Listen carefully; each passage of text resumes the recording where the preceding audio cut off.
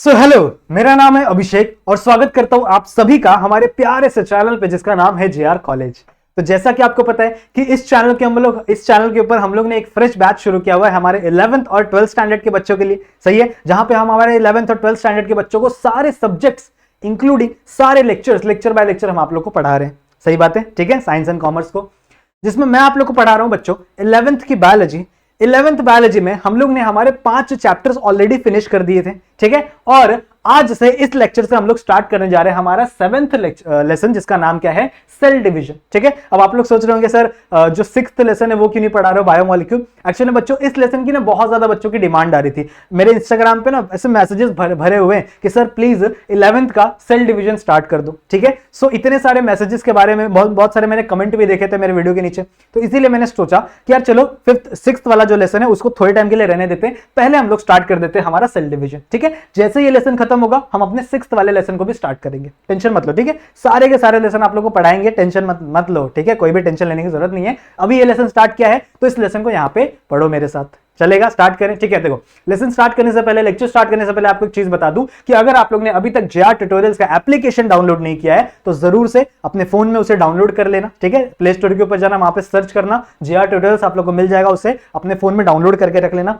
बहुत सारी चीजें मिलेंगी उसमें, क्वेश्चन पेपर मिलेंगे, मेरे आप लोग को नोट्स मिलेंगे, ठीक है। और जब आपके एग्जाम शुरू होंगे तब मैं आप लोगों को वहां पे अपने सेट किए हुए क्वेश्चन पेपर डालूंगा, तो उसे आप सॉल्व करेंगे, जिससे आपकी प्रैक्टिस होती रहेगी। तो इसे डाउनलोड जरूर से कर लेना, ठीक है। अगर आपको मुझसे कुछ बातें करनी है, मुझसे कोई डाउट होता है तो आप लोग आ सकते हो मेरे इंस्टाग्राम पे, ये मेरे इंस्टाग्राम का पेज है, हैंडल है, इस पर आप आके मुझे फॉलो कर सकते हो, मुझे मैसेजेस कर सकते हो, ठीक है। आप अपना प्यार वहां पे मुझे भी दे सकते हो, क्लियर है, चलेगा। तो स्टार्ट करते हैं आज का लेक्चर। देखो लेक्चर का नाम क्या है बच्चों, सेल डिवीजन।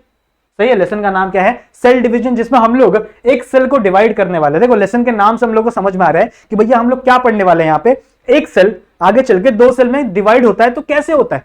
सही है, एक सेल आगे चल के जब 2 सेल में डिवाइड होता है तो कैसे होता है, वही सारी चीजें आज हम लोग इस पूरे के पूरे लेसन में डिटेल में डिस्कस करेंगे। एक एक बातें डिस्कस करेंगे कि आखिरकार ये एक सेल दूसरे सेल में 2 सेल कैसे बना रहा है, 2 डॉटर सेल कैसे बना रहा है, वो सारी की सारी चीजें आज हम लोग इस लेक्चर के अंदर डिस्कस करेंगे, ठीक है। देखो लेक्चर स्टार्ट करते ही सबसे पहला और सबसे इंपॉर्टेंट क्वेश्चन हमारे दिमाग में आता है कि why cell division is important. भैया सेल डिवीजन नहीं होगा तो क्या हमारा काम नहीं चलेगा, सेल डिवीजन क्यों इतनी जरूरी है।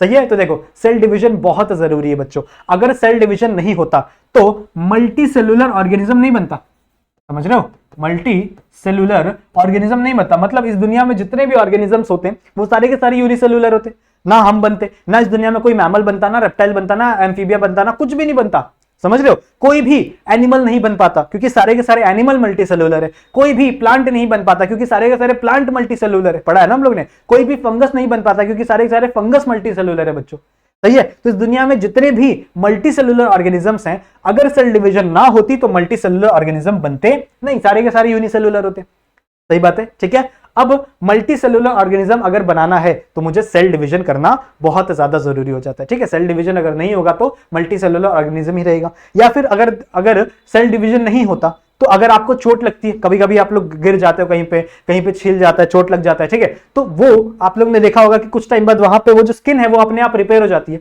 अपने आप वहां पे जो आपकी स्किन है एक नई स्किन आ जाती है और बाहर जो चोट लगने वाली स्किन थी वो अपने आप वहां पर निकल जा रही है। ऐसा क्यों हो रहा है, बिकॉज आपका वहां पे जो स्किन है वो उसने क्या किया, सेल डिवीजन किया। समझ रहे हो, वहां की स्किन ने क्या किया है, सेल डिवीजन किया और नए सेल्स को फॉर्म कर दिया, नए कवरिंग बना दी। फिर हम लोग ने पढ़ा कि हमारे ब्लड के अंदर जो आरबीसी होते हैं, आरबीसी का नाम सुना है ना, रेड ब्लड सेल। सही है, तो आरबीसी बच्चों, आरबीसी की जो लाइफ होती है ना वो सिर्फ 120 दिन की होती है। मतलब हर 120 दिन में आपके अंदर एक नए टाइप के आरबीसी बन रहे, नए टाइप के आरबीसी जन्म ले रहे। सही है, इसका मतलब अगर मुझे नए आरबीसी बनाना है, आरबीसी क्या है, रेड ब्लड सेल, तो it is a type of a cell. तो अगर मुझे नए सेल्स बनाना है तो मुझे और सेल डिवीजन करना पड़ेगा। तो सेल डिवीजन हम लोग को समझ में आ रहा है कि बहुत इंपॉर्टेंट, समझ में आ रही बात, ठीक है। अगर आपको आरबीसी बनाने हैं तो भी आपको सेल डिवीजन करना पड़ेगा। अगर आपको आपके वाउंड को हील करना है, आपके चोट को हील करना है तो भी सेल डिवीजन करना पड़ेगा। तो सेल डिवीजन बहुत इंपॉर्टेंट है।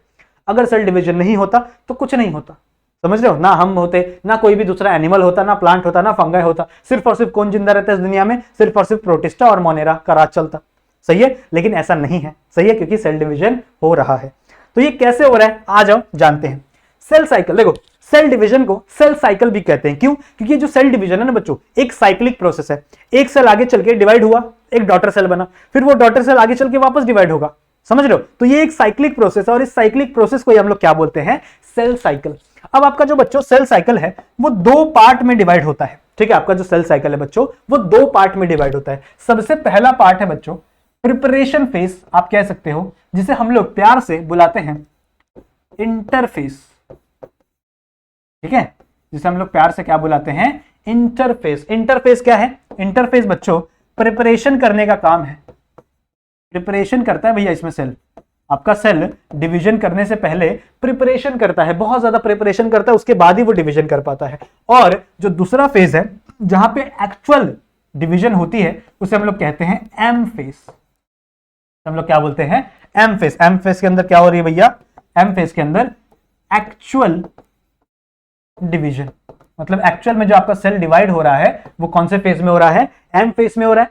बट उस डिवीजन की प्रिपरेशन करने के लिए बहुत सारे प्रोटीन बनाने पड़ेंगे, आरएनए का कंटेंट, डीएनए डबल करना पड़ेगा, आरएनए बनाना पड़ेगा, ऐसे दुनिया भर की जो चीजें हैं वो कहां पे होंगी? आपके प्रिपरेशन फेज में, यानी आपके इंटरफेस में।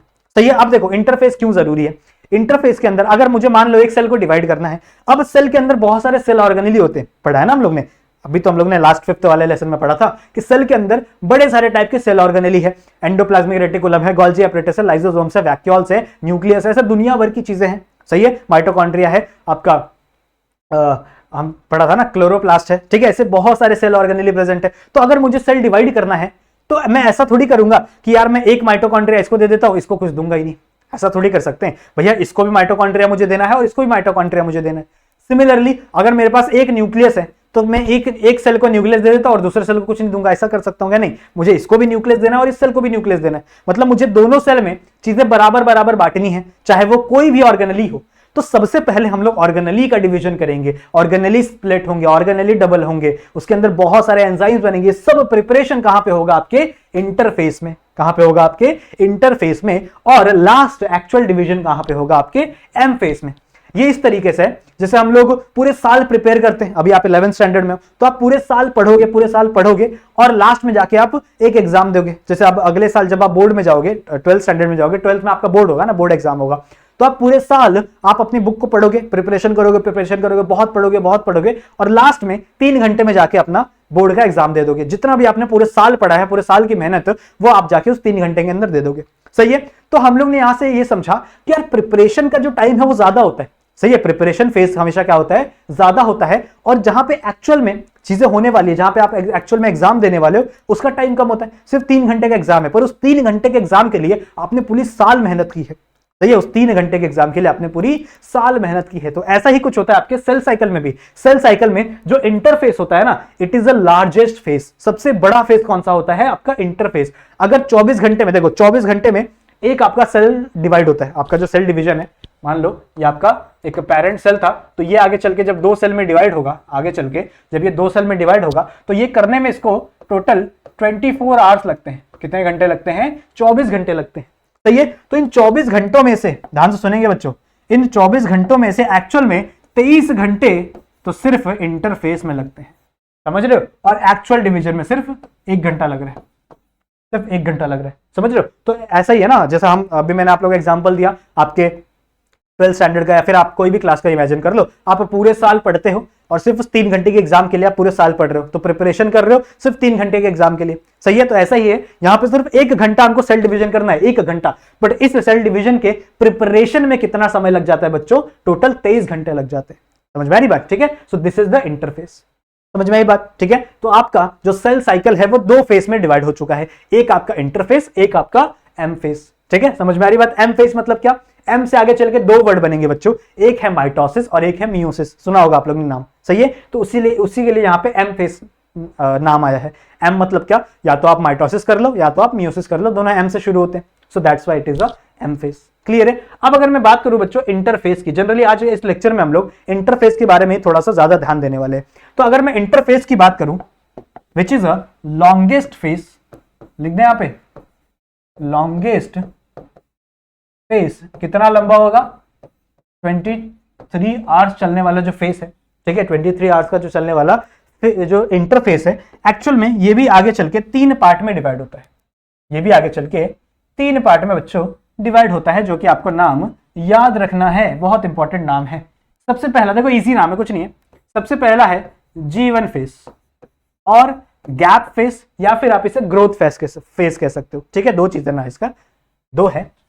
या तो आप इसे गैप फेस कह लो, क्योंकि ये हमेशा एस फेस और आपका जो एम फेजेस के बीच का गैप होता है। ठीक है, तो this is the M phase, that is sorry G phase, that is G1 phase, gap phase 1, या फिर आप इसे ग्रोथ फेस भी कह सकते हो। समझ रहे हो? तो इस G का मतलब क्या है, या तो आप इस G का गैप मतलब ले लो, या फिर इस G का क्या मतलब ले लो, ग्रोथ ले लो। गैप क्यों अभी बताऊंगा आप लोग को। ठीक है, गैप क्यों बोला गया है बताता हूं तुम लोग को। ठीक है, दूसरा फेस क्या है? दूसरे फेस का नाम है बच्चों एस फेस। दूसरे फेस का क्या नाम है? S phase. ठीक है, एस फेस का मतलब है बच्चों सिंथेसिस। एस का मतलब होता है सिंथेसिस फेस। सिंथेसिस मतलब किसी चीज का प्रोडक्शन करना, किसी चीज को बनाना। क्या बनेगा भैया? यहां पे होता है डीएनए रेप्लिकेशन, बहुत इंपॉर्टेंट है ये। This is the DNA replication. DNA replication कहां पे होगा? आपके एस फेस में। चिंता मत करो, सब कुछ डिटेल में बताऊंगा अभी। सही है, अभी हम लोग थोड़ा सा ऊपर से देख रहे हैं। सही है, तो अभी हम लोग सिर्फ टाइप्स जान रहे हैं। सबसे पहला, इंटरफेस के कितने टाइप मैंने आपको बताया? 3 प्रकार के टाइप होते हैं, 2 मैंने आप लोग को बता दिया है। सबसे पहला क्या था? G1 फेस, यानी कि गैप फेस बोल लो, या फिर आप ग्रोथ फेस बोल लो। सही है। दूसरा है एस फेस, यानी कि सिंथेसिस। एस का मतलब क्या है? सिंथेसिस। किसका सिंथेसिस होने वाला है? यहाँ पे डीएनए का सिंथेसिस होने वाला है, यहाँ पे डीएनए रेप्लिकेशन होने वाली है। सही है। उसके बाद यहाँ पे तीसरा फेस है आपका बच्चों G2 फेस। तीसरा फेस क्या है अपना? G2 face. G2 फेस का नॉर्मल सा वही मतलब है, या तो आप इसे गैप कंसिडर कर लो, या तो आप इसे ग्रोथ कंसिडर कर लो। ठीक है, अब ये एक साइक्लिक प्रोसेस है। सही है, तो इसे पाई चार्ट में दिखाना जरूरी हो जाता है। तो मान लो यहां पे मैं एक सर्कल ड्रॉ कर रहा हूं, मान लो, एक सेकेंड, सेंटर में ड्रॉ करते हैं। मान लो दिस इज अ सर्कल, और ये आपका कंप्लीट एक सेल साइकिल है। सही है, कंप्लीट एक आपका क्या है? सेल साइकिल है। तो इसमें से सबसे ज्यादा पार्ट किसका है? सबसे ज्यादा पार्ट मैंने आपको बताया इंटरफेस का है। तो मान लो दिस इज अ सेंटर, तो यहां से इतना इतना, समझ रहे हो, इतना पार्ट, तो मतलब 95% एरिया। अगर मैं इस पाई चार्ट की बात करूं, ये पाई चार्ट होता है ना, ऐसे हम लोग दिखाते हैं जो, this is the pie chart. तो इस पाई चार्ट का बच्चों जो 95% एरिया है, इतना area, this area is almost 95%। समझ रहे हो? 95% जो एरिया है वो किसके अंदर आता है? इंटरफेस के अंदर आता है। तो इसको बाहर लिख देते हैं, काम करते हैं। इट इज द 95% एरिया, जो कि क्या है? आपका इंटरफेस है। सही है। और ये बचा हुआ जो एरिया, ये वाला area, this area, it is only 5%। ये कितना है? 5% है। और ये क्या है आपका? M phase. समझ रहे हो? ठीक है, समझ में आ रही बात? तो आपका जो सेल साइकिल है वो 2 पार्ट में डिवाइडेड है। एक आपका क्या है? देखो, सेल साइकिल यहां से शुरू हुआ और यहां से लेके यहां तक, मतलब 95% एरिया क्या है? सिर्फ और सिर्फ इंटरफेस है। और इंटरफेस में आपका क्या है? दैट इज एक छोटा सा फेस है, 5%, that is M phase. Clear है? अब आपका जो इंटरफेस है बच्चों, वो आगे चल के 3 पार्ट में टूटा हुआ है। सही है। इंटरफेस का one of the biggest face is G1 face. This is the G1 face. ठीक है। उसके बाद दूसरा फेस है बच्चों एस फेस, यानी सिंथेसिस फेस। सही है, एस फेस यानी सिंथेसिस फेस। और आपका तीसरा फेस है आपका G2 फेस, यानी कि गैप फेस 2। अब आप लोग को देखने मिल रहा होगा, देखो यहां पे एम फेस है, जहां पे आपका रेप्लिकेशन होने वाला है, या फिर आपका सेल डिवाइड होने वाला है। और यहां पे देखो आपका एस फेस है, जहां पे आपका डीएनए का रेप्लिकेशन होने वाला है। तो दोनों रेप्लिकेशन के बीच में 2 गैप प्रेजेंट है। समझ रहे हो? दोनों रेप्लिकेशन के बीच में 2 गैप प्रेजेंट है। दैट्स व्हाई इसे आप गैप फेस भी कह सकते हो। बट इसके अंदर हम लोग को बहुत सारे ग्रोथ देखने मिलते हैं। आपका जो सेल का साइज है वो बढ़ जाता है, और बहुत सारे सेल ऑर्गेनेली डेवलप होते हैं। तो इसीलिए हम इसे ग्रोथ फेज भी कह सकते हैं। तो इसे भी ग्रोथ फेज कह सकते हो, और आप इसे भी ग्रोथ फेज कह सकते हो। क्लियर है? तो ये आपका एक पाई चार्ट बन जाता है, जिसमें ज्यादा, ये देखो, ये पूरा क्या है? ये पूरा क्या है? आपका इंटरफेस। इस इंटरफेस में आगे चल के 3 चीजें बन रही हैं, एक आपका G1 फेस, एक आपका एस फेस, और एक आपका G2 फेस। और यहाँ पे छोटा सा क्या बचा हुआ है? दैट इज एम फेस बचा हुआ है। एम फेस में एक्चुअल में रिडक्शन होती है माइटोसिस और मियोसिस। क्लियर है? तो सबसे पहले हम लोग आ जाओ, पढ़ते हैं आखिरकार G1 फेस में क्या क्या होता है। ठीक है, G1 फेस में कौन कौन सी चीजें हम लोग को देखने मिलती है वो थोड़ा सा जानते हैं। अगर मैं बच्चों G1 फेस की बात करूं, तो सबसे पहली बात, यहां पे सेल का साइज इंक्रीज होता है। सेल का साइज इंक्रीज होता है।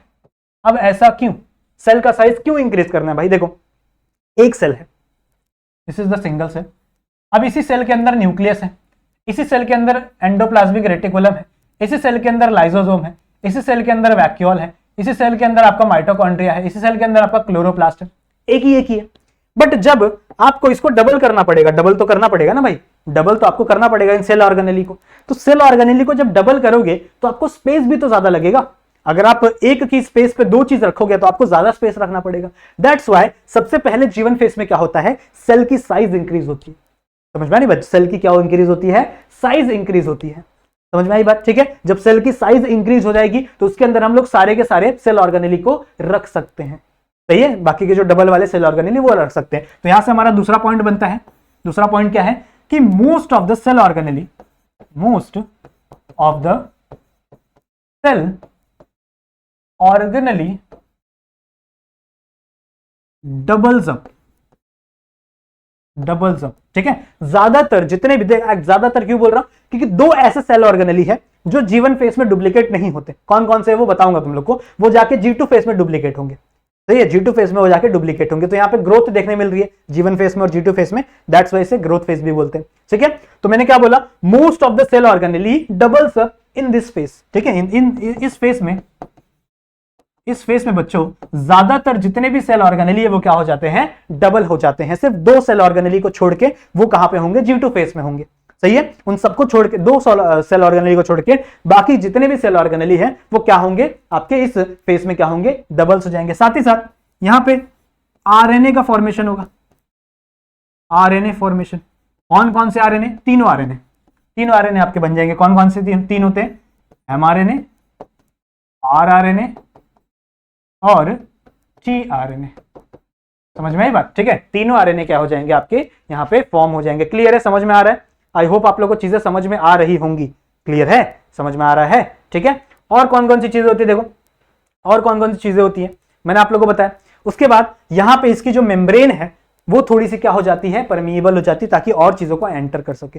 सही है, तो मोस्टली मोटा मोटा हम लोग देखा जाए तो इतनी डेवलपमेंट आपका किस में होता है, G1 फेज में होता है। सही है, अच्छा बहुत सारे प्रोटीन सिंथेसिस होते हैं बच्चों। एक और चीज है, ये 3 लिख देना।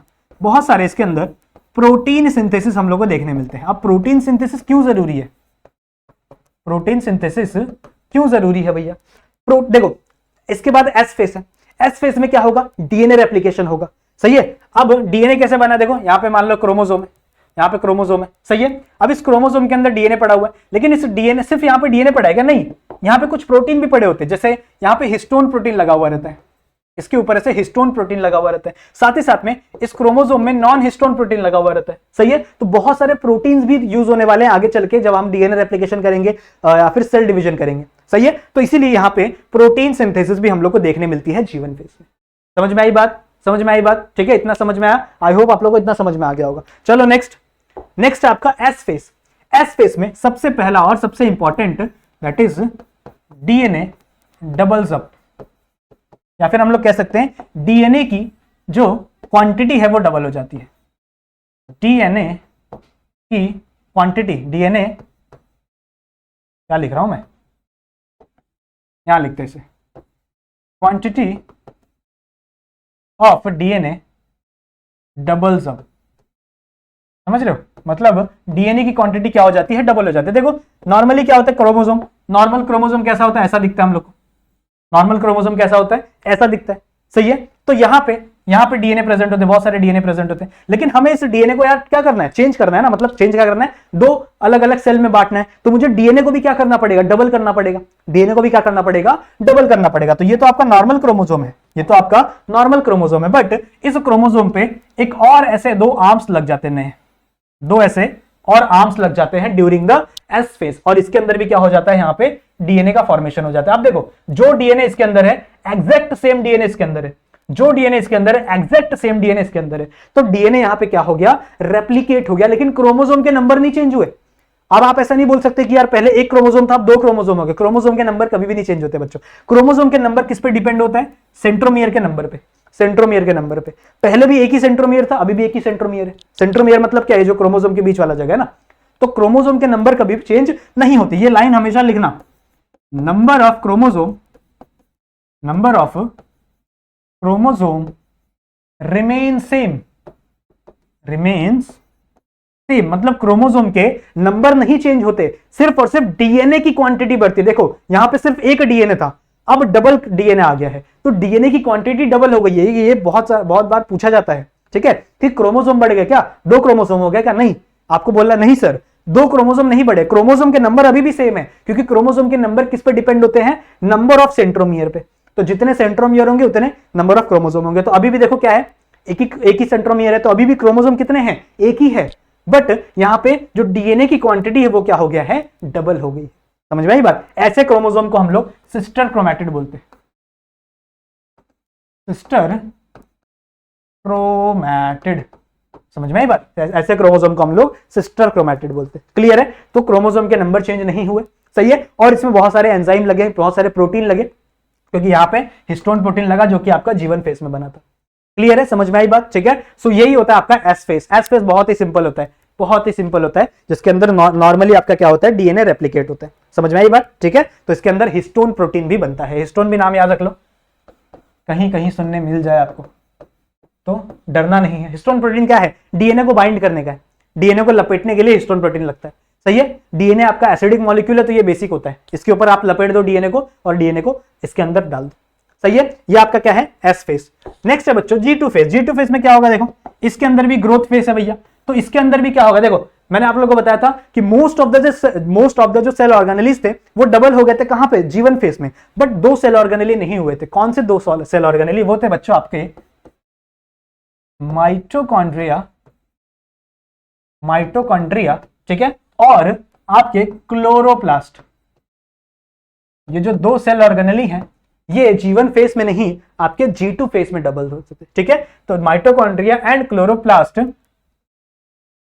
डबल्स अप इन G2 फेस। क्लियर है? G2 फेस में क्या हो रहा है आपके, दैट इज नॉर्मल से सेल से डिवीजन हो रहा है, और इस यहां पे आके आपका क्या हो रहा है, दैट इज जितने भी आपके सेल ऑर्गेनेल्स थे वो क्या हो रहे हैं, डिवाइड हो रहे हैं। ठीक है। अब यहां पे क्या हो रहा है, देखो इस टाइम पे न्यूक्लियस जो है, न्यूक्लियस का वॉल्यूम इंक्रीज होगा, क्योंकि आगे चल के हमें न्यूक्लियस का डिवीजन भी तो करना है आगे चल के। तो यहां पे न्यूक्लियस का डिवीजन एक्चुअल में एम फेस में होगा। न्यूक्लियस कभी भी डबल नहीं होता इन सारे फेसेस में। न्यूक्लियस कब डबल होता है, न्यूक्लियस आगे चल के एम फेस में डबल होगा। एम फेस में जब कार्डियोकाइनेसिस करेंगे ना हम लोग, तो वहां पे आपका न्यूक्लियस डबल होगा। अभी नॉर्मल साइज में ये है, ठीक है। यहाँ पे न्यूक्लियस की वॉल्यूम इंक्रीज हो गई है, ठीक है, न्यूक्लियस की वॉल्यूम इंक्रीज हो गई, देखने के लिए मिल रहा है। समझ में आ रही बात है? ठीक है। और क्या होगा, और कुछ नहीं, प्रोटीन सिंथेसिस होगा, प्रोटीन सिंथेसिस होगा। और क्या होगा, और कुछ नहीं, आरएनए फॉर्मेशन होगा। यहाँ पे भी आरएनए का प्रोडक्शन होता है, आरएनए सिंथेसिस लिख दो। समझ रहे हो? तो कुछ कुछ चीजें तो कॉमन ही है, बहुत सारी चीजें तो जीवन फेस और G2 फेस में कॉमन ही। तो एक बार याद कर लोगे तो नहीं याद हो जाएगा। बस ये याद रखना है आपको कि G2 फेस में आपके माइटोकॉन्ड्रिया और क्लोरोप्लास्ट डबल्स होते हैं, और आपके जीवन फेस में ऑलमोस्ट सारे जो सेल ऑर्गेनेल थे वो क्या हो जाते हैं, डबल हो जाते हैं। क्लियर है? सो ये था आपका पूरा का पूरा इंटरफेस। यहाँ पे आपका इंटरफेस खत्म हो जाता है, और नेक्स्ट यहां से चालू होता है बच्चों आपका एम फेस। यहां से क्या शुरू हो रहा है, आपका एम फेस शुरू हो रहा है। अब एम फेस का मतलब क्या है? एम फेस का मतलब है या तो आप माइटोसिस कर लो या तो आप मियोसिस कर लो। 2 प्रकार की एम फेस है। एम फेस में आपका एक्चुअल डिवीजन होगा, ठीक है, एक्चुअल आपका क्या होगा, डिवीजन होगा। थोड़ा थोड़ा आपको आइडिया दे देता हूं, लेकिन एक्चुअल में इसे हम लोग नेक्स्ट लेक्चर से स्टार्ट करेंगे। तो एम फेस क्या है? एम फेस 2 प्रकार के हैं, एक है आपका माइटोसिस और एक है आपका मियोसिस। नाम तो सुना ही होगा, नाम तो सुना ही होगा, ठीक है। कुछ कुछ चीजें आपको बता देता हूं, जैसे जो आपका माइटोसिस है बच्चों, इसे इक्वेशनल डिवीजन कहते हैं। इक्वेशनल डिवीजन, वाई, क्यों इसे इक्वेशनल डिवीजन कहते हैं? एक्चुअल में यहां पे कभी भी क्रोमोसोम के नंबर चेंज नहीं होते। जब आपका मान लो एक क्रोमोसोम है, उसके अंदर एक आपका सेल है, उसके अंदर 46 क्रोमोसोम है, तो जब ये सेल आपका डिवाइड होगा और 2 सेल्स फॉर्म करेगा ना, तो दोनों सेल में 46 क्रोमोसोम ही होंगे। समझ रहे हो? दोनों सेल्स के अंदर 46 क्रोमोसोम है, तो मतलब क्रोमोसोम के नंबर कभी भी चेंज नहीं होते हैं। क्रोमोसोम के नंबर हमेशा इक्वल होते हैं। So that's why it is known as equational chromosome, equational division. कहां पे, कौन से सेल्स के अंदर देखने मिलता है हम लोग को ये स्टेम सेल्स में देखने मिलेगा, हम लोग को ये सोमैटिक सेल में देखने मिलेगा। सोमैटिक सेल मतलब क्या? जर्म सेल को छोड़ के हमारी बॉडी के जितने भी सेल्स हैं सबको सोमैटिक सेल बोलते हैं। क्लियर है? ठीक है, तो ये आपका क्या है, माइटोसिस। मियोसिस की बात करूं, so meiosis is reductional division. Meiosis is reductional division, ठीक अपोजिट है भैया उसके। यहां पे आपको क्रोमोसोम के नंबर रिड्यूस होते हुए दिखेंगे, मतलब एक आपका सेल है जिसमें 46 क्रोमोसोम है, यानी 2n क्रोमोसोम, डिप्लॉयड कंडीशन है, सही है। तो अब यहाँ पे ये 2 में कन्वर्ट हो जाएंगे, 2 सेल यहाँ पे बनेंगे और इन दोनों सेल्स में नंबर क्या हो जाएंगे, हाफ हो जाएंगे, समझ रहे हो। तो 46 में थे तो 23 इसमें चला गया, 23 इसमें चला गया, तो यहाँ पे क्रोमोसोम के नंबर क्या हो गए, हाफ हो गए, रिड्यूस हो गए। That's why meiosis is known as reductional division. ठीक है, मियोसिस को हम लोग क्या बोलते हैं, it is a reductional division. Clear है, समझ में आ रही है बात? आई होप आप लोगों को चीजें समझ में आ रही होंगी। ठीक है, तो आई होप आप लोगों को यहां तक चीजें क्लियर होंगी, सही है। यहां पे रिडक्शन नहीं होता, यहां पे ये सेल 2n है तो ये सेल भी 2n होगा। कहां पे देखने मिलता है हम लोग को ये बच्चों, ये हम लोग को देखने मिलता है जर्म सेल्स के अंदर। जर्म सेल कौन से होते हैं, जो हमारे गैमेट्स होते हैं, मेल का जो गैमेट है स्पर्म, फीमेल का जो गैमेट है ओवम, उनके अंदर हम लोग को देखने मिलता है मियोसिस। क्लियर है, तो इसको हम लोग डिटेल में नेक्स्ट लेक्चर में पढ़ेंगे, टेंशन मत लो। आई होप आप लोग को आज का ये इंट्रोडक्टरी लेक्चर, आज का ये इंटरफेस आप लोग को समझ में आया होगा। क्लियर है, तो आपको वीडियो पसंद आई है तो वीडियो को लाइक जरूर से कर देना, चैनल पे नए आए हो तो चैनल को सब्सक्राइब किए बिना कोई नहीं जाएगा, और बेल आइकन को भी ऑल पे सेट कर देना जरूर से। ठीक है, सो मिलते हैं नेक्स्ट वीडियो में, तब तक के लिए कीप स्टडीइंग।